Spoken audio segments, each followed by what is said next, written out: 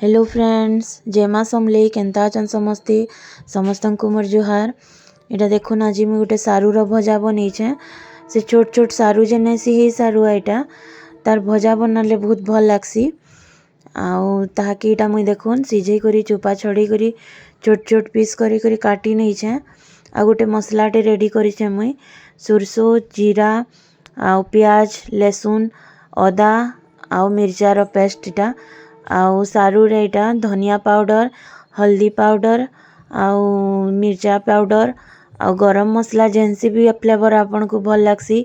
मुई मीट मसला देइछे आउ किचन किंग मसला आउ तापरे इटा नून दे देइछे कॉर्नफ्लोर दे देइछे आउ जेन पेस्ट रेडी करथिबे से पेस्ट दे देइछे आउ इटा मिक्स कर देइछे।